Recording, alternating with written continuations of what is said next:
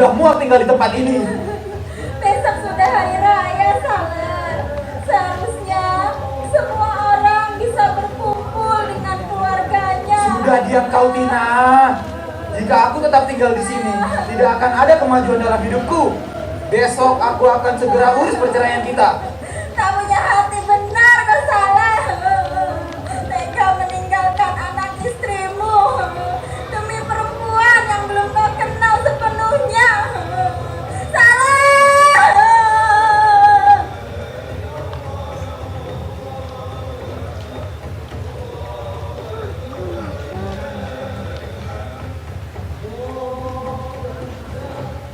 Bu, Ibu masih berpikir lagi? Malam hari raya, Narto. Dengarlah suara beduk itu bersahut-sahutan.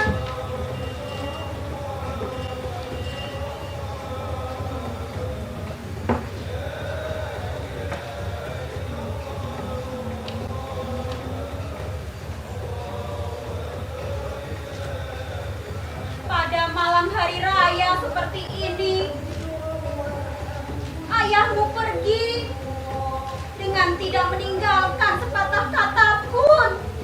Ayah.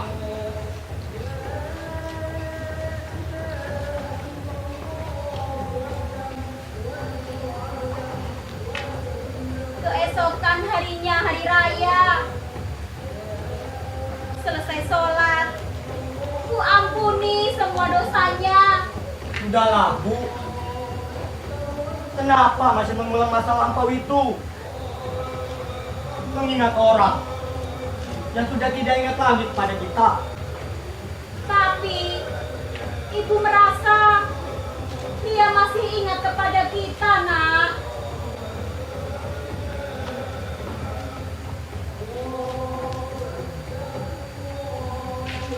Tarsi, kemana, Bu? Tadi dia keluar mengantarkan jahitan katanya. Loh, Tarsi masih juga mengambil upah jahitan itu, Bu. Bukankah seharusnya dia tak usah lagi membantu tulang sekarang?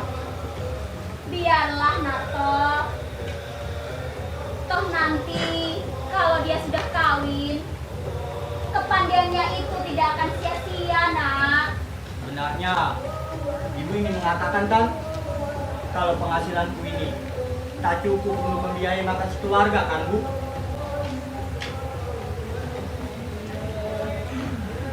Oh iya, Bu. Bagaimana dengan lamaran itu? Adikmu Mintasi sepertinya belum mau bersuami, Nak. Tetapi dari pihak orang tua lelaki terus saja mendesak ibu. Masalahnya kok, Bu, mereka itu uangnya banyak. Hah? Uang, Narto? Maaf, Bu, bukan maksud aku untuk menjual adik sendiri. Kenapa menjadi mata duitan begini ya? Mungkin karena hidup yang penuh penderitaan ini, Bu. Ayahmu dulu adalah seorang hartawan yang mempunyai tanah dan kekayaan yang sangat banyak. Sangat mewah sewaktu kami kawin dulu. Tetapi seperti pokok yang ditiup angin kencang, buahnya gugur karena uang, Nato. Tidak, Nato. Aku tidak ingin mengalaminya dua kali. Adikmu Mintasi tak boleh bersuamikan seorang hartawan. Tidak, Nato. Tidak. Cukup ibu saja. Biarlah ia hidupnya sederhana. Mintasi haruslah bersuamikan orang yang berbudi tinggi. Mesti itu, Nak. Mesti. Tapi kalau bisa kedua-duanya sekaligus, Bu. Ada harta, ada budi. Di manalah dicari, Narto. adikmu Mintarsi hanyalah gadis biasa. Apalagi keadaan kita sekarang ini susah. Sudah tidak ada lagi uang di rumah. Simpanan ibu saja yang terakhir. Sebentar hari lagi akan habis. Nah, ini semua adalah karena ulah ayah, Bu. Hingga Mintarsi harus menderita pula. Sejak kecil, Mintarsi harus merasakan pahit getirnya kehidupan. Tapi kita harus melewati kesulitan ini, Bu. Harus. Ini adalah kewajibanku sebagai abangnya. Aku akan berusaha lebih keras lagi, Bu.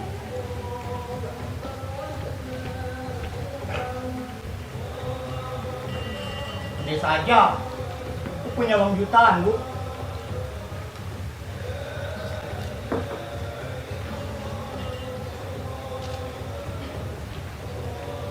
Nak, untuk pernikahan Mintarsi 1 juta rupiah saja sudah cukup, Nak.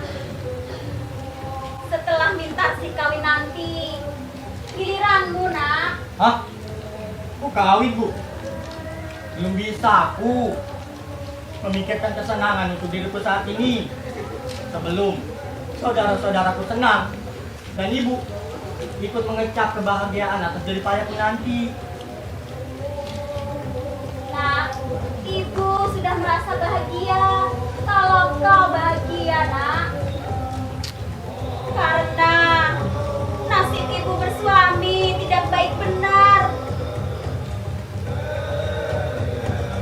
Dan kata orang, bahagia itu akan turun kepada anaknya.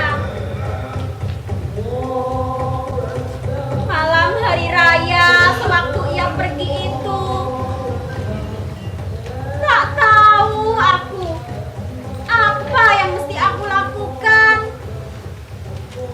Tetapi Maimun lambat benar pulang hari ini, Bu. barangkali banyak yang harus dikerjakan.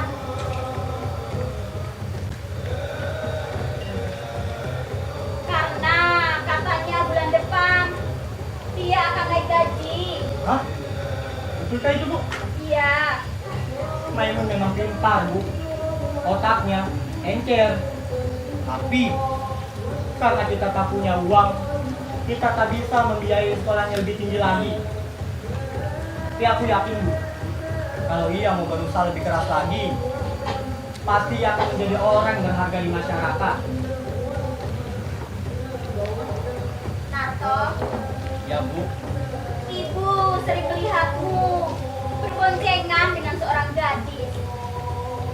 Siapa gadis itu, Nak? Ah, Ibu. Dia itu cuma teman sekerjaku. Tapi ibu rasa dia sangat pantas sekali untuk kau, Nak. Meskipun dia bukanlah gadis rendahan derajatnya seperti kita. Tetapi kalau kau suka, Walah, Bu. Untuk apa memikirkan kawin sekarang?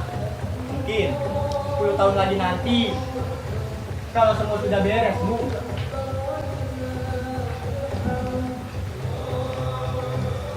tapi Nak, setelah Mintarsi nanti, giliranmu, kau kan lebih tua.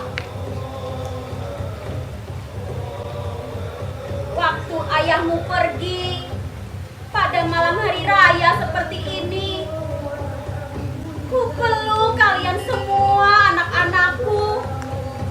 Hilang akalku. Sudahlah, Bu. Kenapa masih mengulang kaji lama itu? Ah, Bu.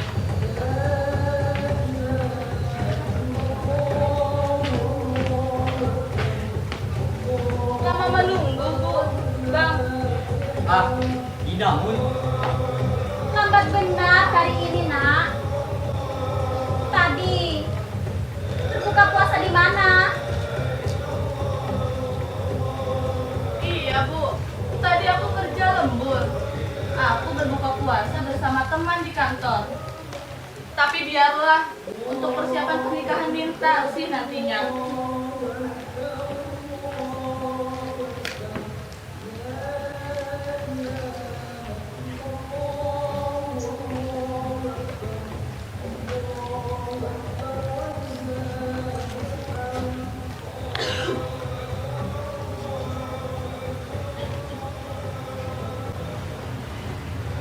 Oh iya Bu, gimana Minta sih?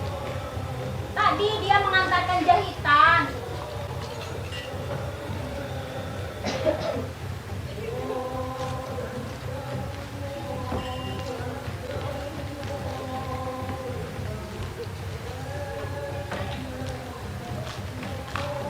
Bang Nato, Iya, Mun.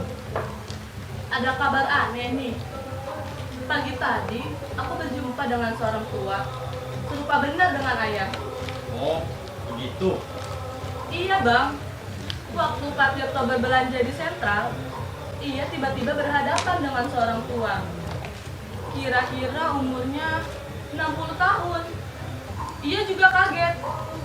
Katanya orang tua itu seperti yang pernah dikenalnya. Katanya serupa benar dengan Raden Saleh. Namun kemudian orang tua itu menyingkirkan diri, lalu menghilang di kerumunan orang banyak. Tidak mungkin dia ada di sini, Mun. Ibu rasa dia sudah meninggal dunia atau ke luar negeri.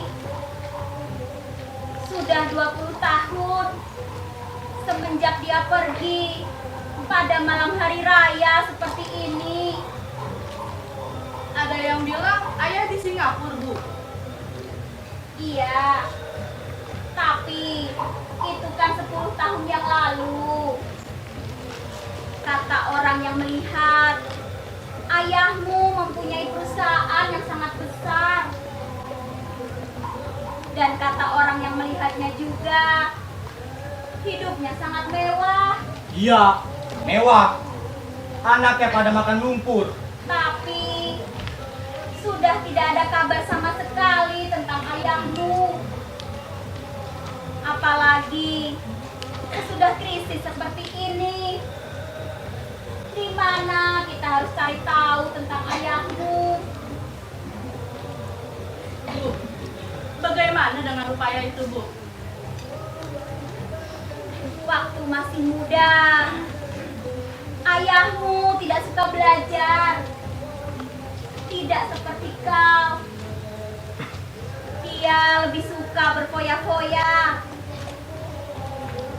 Ayahmu pada masa itu sangat disegani orang. Dia suka meminjamkan uang ke sana kemari. Dan itulah Selama hari raya ini, berapa hari kau libur, Mun? 2 hari, Bang.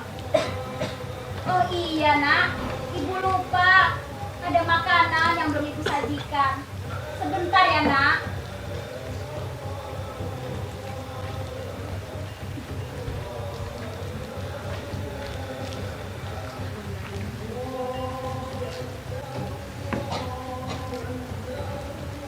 Mun, Pak Tirto bertemu dengan orang tua itu kapan? Kemarin sore, Bang. Kira-kira jam 6:30. Bagaimana pakaiannya? Pakaiannya sudah tak bagus lagi katanya. Dan kopiannya pun sudah hampir putih. Oh, begitu. Abang masih ingat dengan rupa ayah? Tidak ingat lagi aku. Seharusnya abang ingat. Waktu itu kan umur abang sudah 8 tahun. Sedangkan aku saja masih ingat. Ya, walaupun samar-samar. Tidak ingat lagi aku, Mun.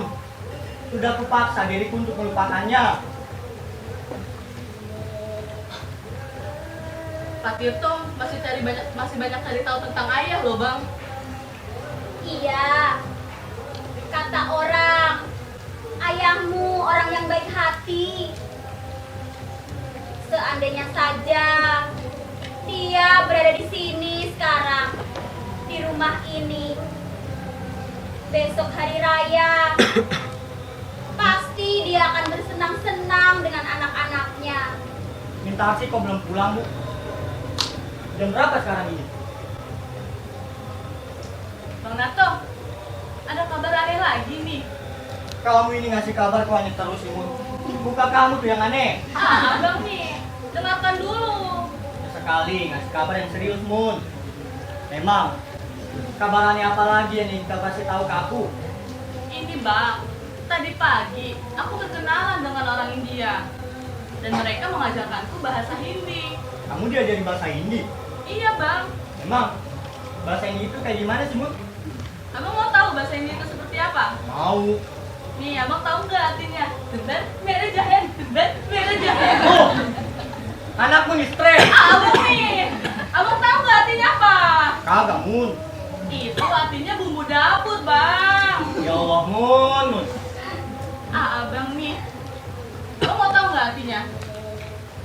Apa? Itu artinya bumbu dapur, bang. Nah, kan tadi kan aku bilang tumbar mere jahe itu singkatan bang dari ketumbar kemiri jahe bang. Itu. Dan aku apa? Tidak bang, aku hanya bersurau saja kok. Tapi baguslah itu Mun. Kau harus mengumpulkan ilmu sebanyak-banyaknya agar nanti kau dapat banggakan dan kau bisa menjadi orang yang berguna bagi masyarakat. Jangan seperti aku ini Mun, hanya lulusan sekolah rendah. Aku tak bisa merasakan itu bisa lebih tinggi lagi karena aku tidak mempunyai ayah. Tidak ada orang yang mau membantu aku Mun. Tapi kau Maimun yang sekolah cukup lebih tinggi, berusaha sekuat tenagamu. Ku yakin kau dapat memenuhi tuntunan zaman sekarang ini Mun. Iya bang.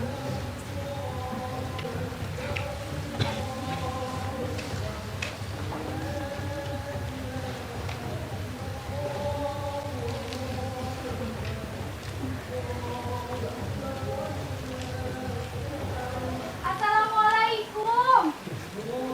Waalaikumsalam.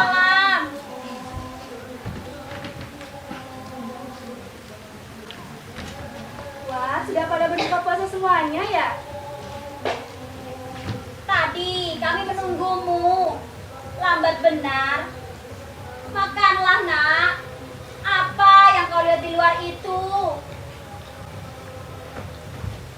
Waktu aku lewat di situ tadi, Bang Narto, dengarlah dulu Bang. Iya, aku dengar. Ada orang tua di ujung jalan ini, dari arah jembatan, melihat-lihat ke arah rumah kita. Nampaknya dia seorang pengemis. Kenapa semuanya jadi pada diam? Orang tua, Iya, bagaimana rupanya? hari sudah agak gelap, jadi tidak begitu jelas rupanya. Tapi orangnya, coba kulihat.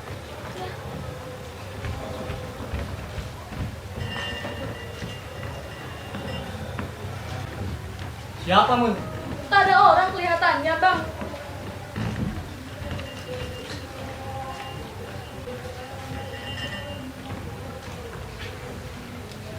Waktu malam hari raya seperti ini, ia berlalu dulu itu. Mungkin Sudahlah, Bu. Lupakan saja yang sudah berlalu itu. Bu.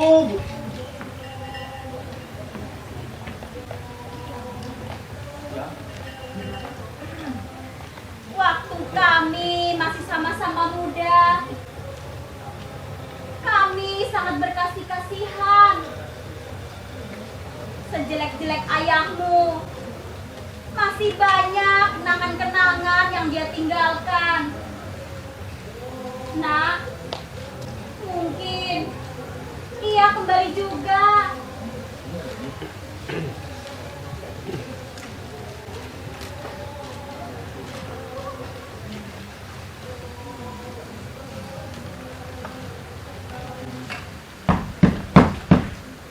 Assalamualaikum.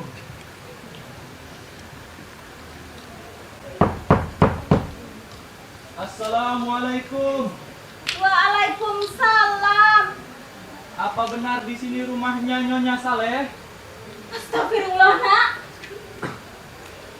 Seperti suara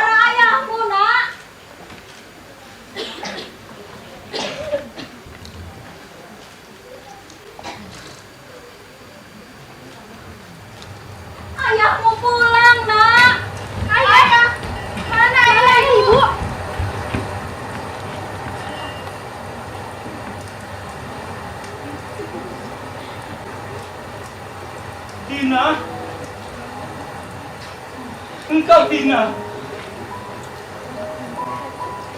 Saleh, kau Saleh, wajahmu sudah banyak berubah, Saleh. Iya. Iya, aku berubah, Tina.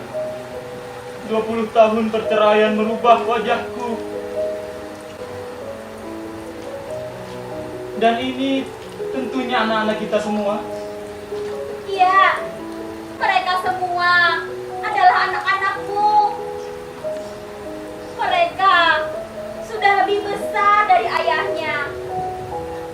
Mari duduk dan pandangilah mereka. Apa? Aku boleh duduk, Tina? Iya, tentu saja. Mari duduk.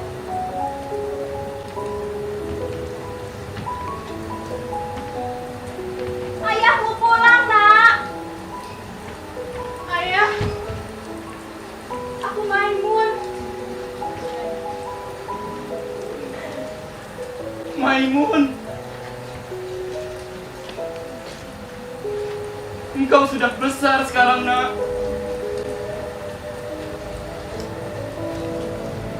Waktu aku pergi dulu, engkau masih kecil sekali.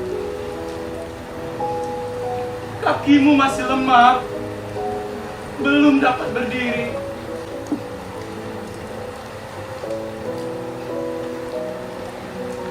Dan Nona ini siapa? Sini, Nak. Aku minta Asia, ya. Mintarsi. Iya. Dari jauh aku dengar bahwa aku mendapatkan seorang anak lagi. Seorang putri.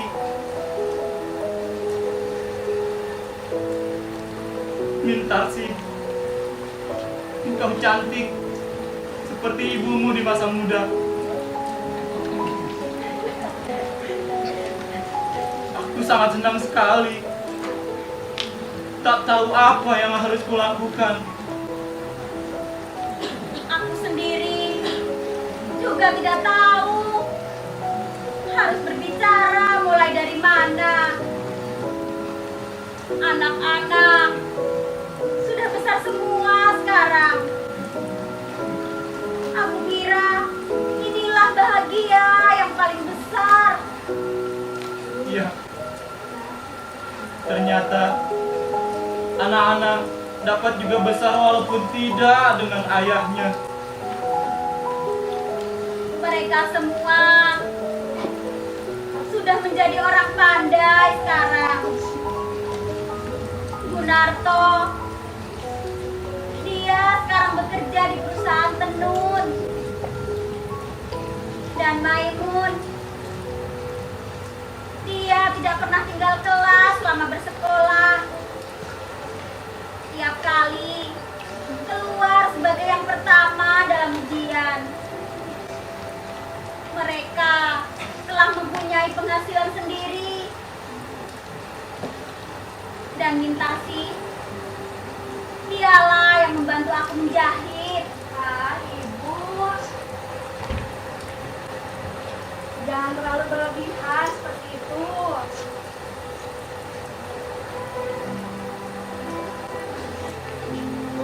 Sepuluh tahun aku menjadi seorang saudagar besar di Singapura. Aku menjadi kepala perusahaan dengan pegawai berpuluh-puluh orang.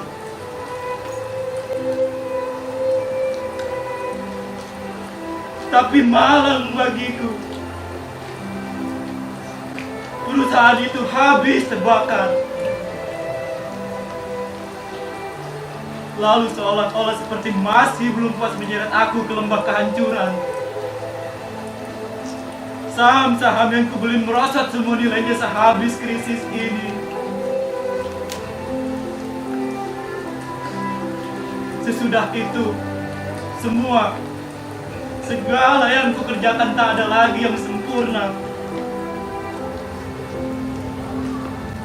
Sementara aku sudah mulai tua. Lalu tempat tinggalku keluargaku, anak dan istriku tergambar kembali di depan mata dan jiwaku. Kalian seperti mengharapkan kasihku. Ayah,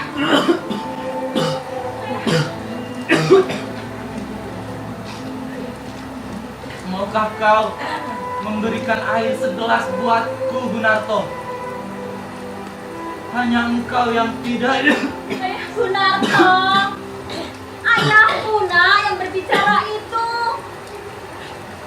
Semestinya engkau merasa gembira nak. Sudah semestinya seorang ayah berjumpa kembali dengan anak-anaknya yang sudah sekian lama tidak bertemu. Kalau Narto tak mau, engkaulah Maimun. Maukah kau memberikan ayah air segelas?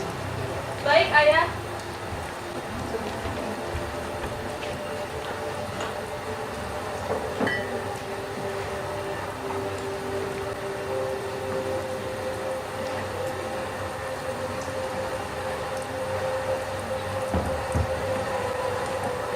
Maimun!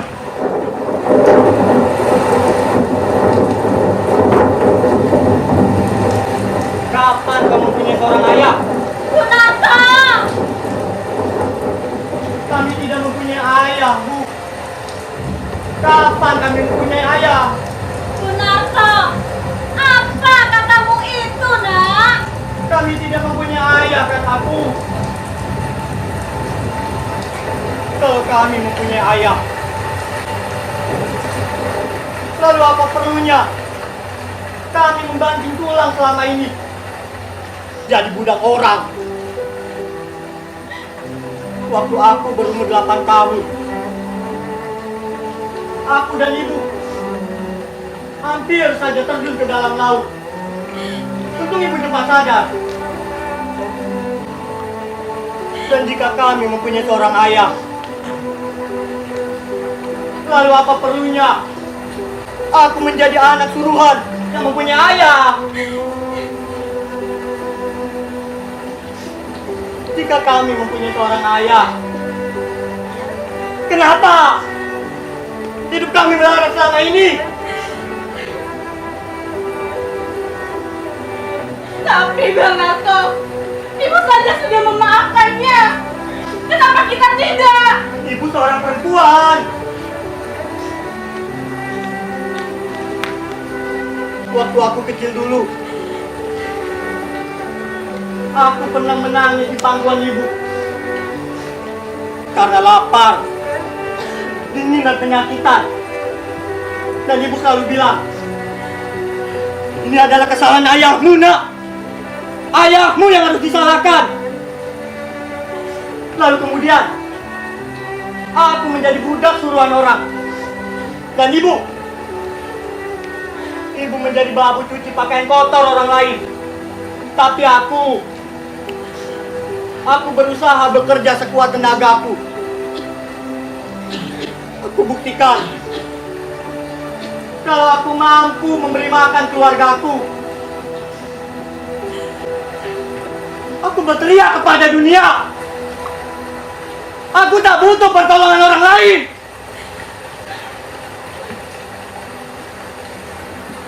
Ya, orang yang meninggalkan anak dan istrinya dalam keadaan sengsara. Tapi aku sanggup menjadi orang yang berharga. Meskipun aku tidak pernah mengenal kasih sayang dari seorang ayah. Waktu aku berumur 18 tahun, tak lain yang terlihat dan terbayang di mataku hanya gambaran ayahku yang telah sesat. Lupa ia pada anak dan istrinya. Ia melarikan diri dengan seorang perempuan asing yang menyeretnya ke dalam lembah kedurjanaan. Lupa ia pada anak dan istrinya. Juga lupa ia kepada kewajibannya karena hawa nafsunya yang membawanya ke dalam pintu neraka.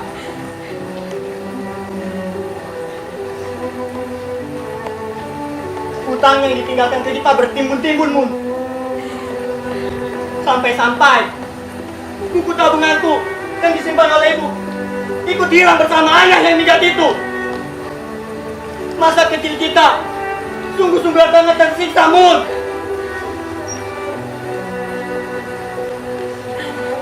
Jika kami mempunyai seorang ayah, maka ayah itulah musuhku yang sebesar-besarnya. Bang! Tapi Bang, lihat ayah sudah seperti ini sekarang. Dia sudah tua, Bang. Maimun, sering benar kau ucapkan kalimat ayah kepada orang yang tidak berarti ini. Hanya karena ada seorang tua yang masuk ke dalam rumah ini, kemudian dia mengaku sebagai ayah kita. Lalu kau sebut pula ayah kita. Padahal dia tidak kita kenal, Mun. Tidak sama sekali. Coba kau perhatikan. Perhatikan!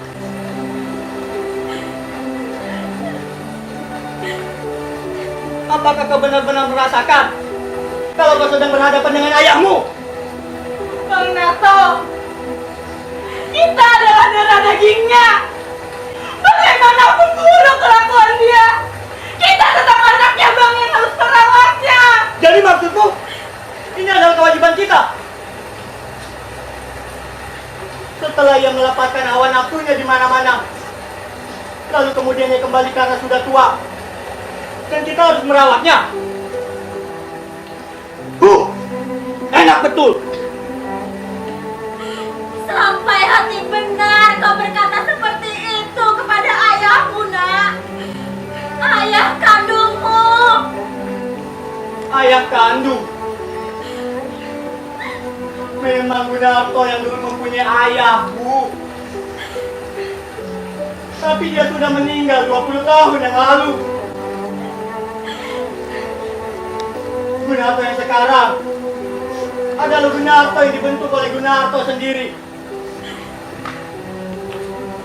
Ku tidak memiliki hutang budi kepada siapapun di atas dunia ini. Aku merdeka. Semerdeka-merdekanya, Bu. Aku memang berdosa dulu itu. Aku mengaku.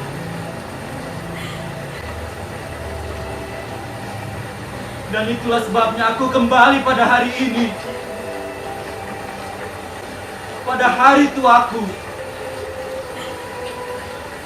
Untuk memperbaiki kesalahan dan dosaku. Tapi ternyata sekarang, ya, benar katamu, Nato. Aku hanya seorang tua. Dan aku tidak bermaksud mendorong-dorongkan diri agar diterima di mana tempat yang aku tidak dikehendaki. Baiklah, aku akan pergi. Tapi tahukah kau, Narto, bagaimana sedih rasa hatiku? Aku yang pernah dihormati, orang kaya yang memiliki uang berjuta-juta banyaknya, sekarang diusir sebagai pengemis oleh seorang anak kandungnya sendiri. Tapi biarlah, sedalam apapun aku terjerumus ke dalam kesengsaraan,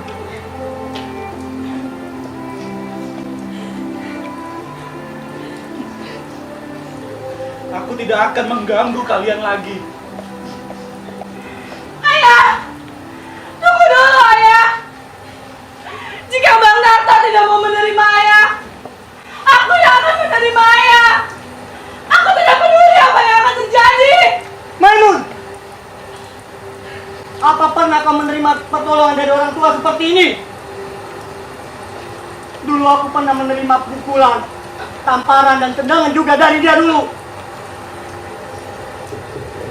Tapi menutupi jejak pun. Aku tak pernah menerima apa-apa dari dia. Jangan begitu keras dong, Narto.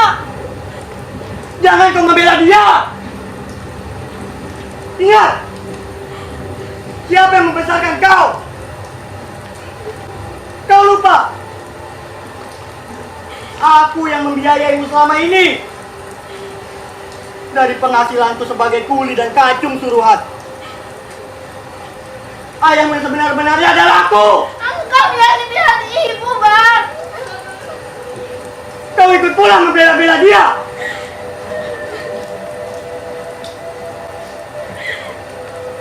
Sedangkan untuk kau, aku juga yang bertindak sebagai ayahmu.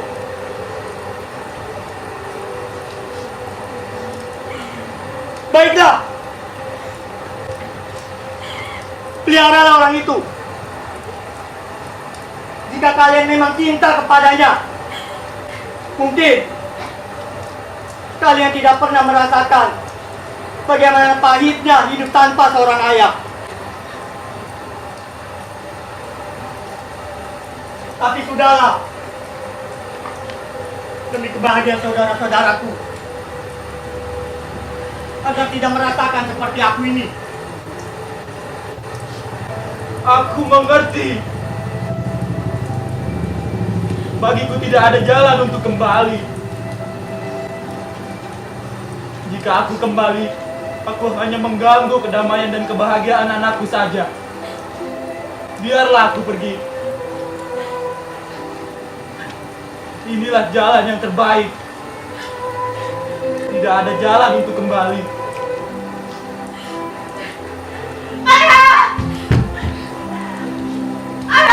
Ayah punya uang.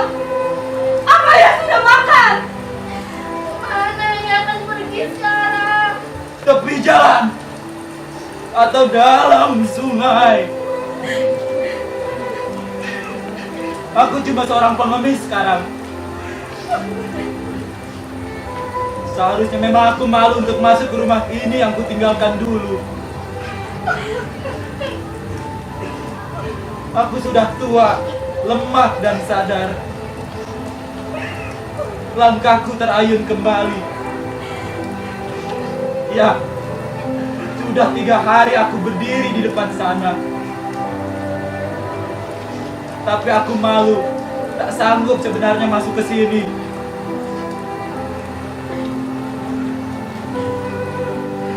Aku sudah tua. Dan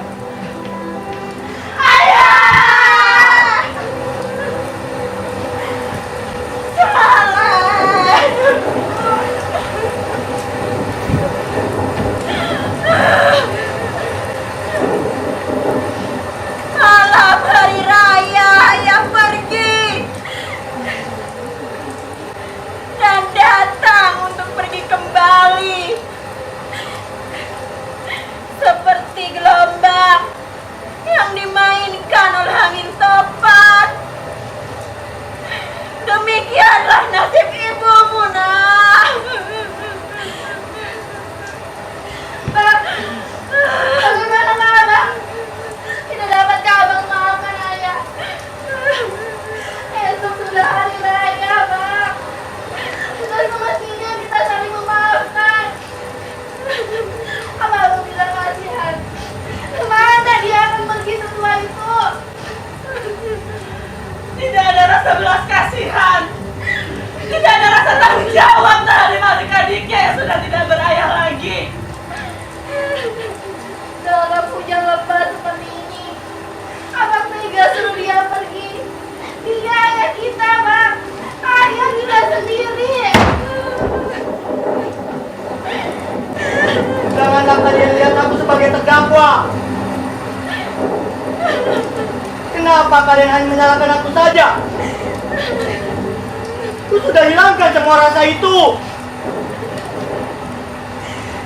Sekarang kalian harus pilih, dia atau aku. Tidak! Aku akan panggil ayahku kembali pulang. Aku tidak peduli apa yang akan Abang lakukan. Kalau perlu, Bang, bunuh aku, Bang. Aku akan panggil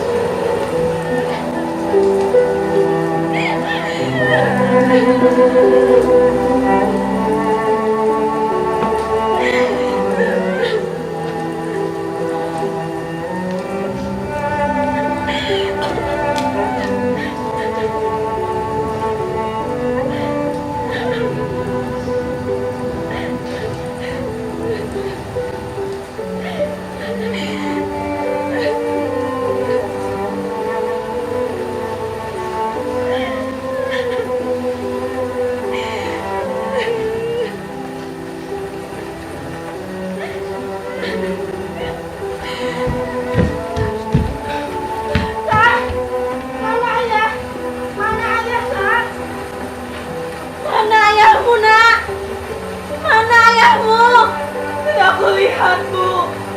Hanya kopiah dan pakaian ini saja yang ku dapati.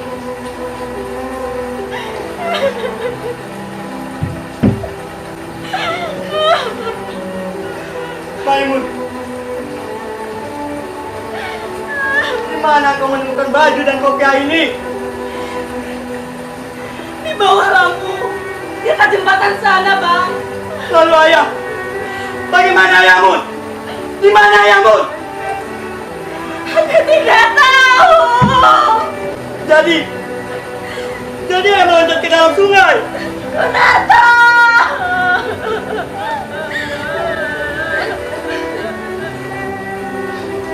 Dia tak tahan menerima penghinaan dariku. Dia yang biasa dihormati oleh orang, dan dia yang angkuh. Ya, angkuh seperti diriku. Ayah, aku telah membunuh ayahku. Maafkan aku, ayah.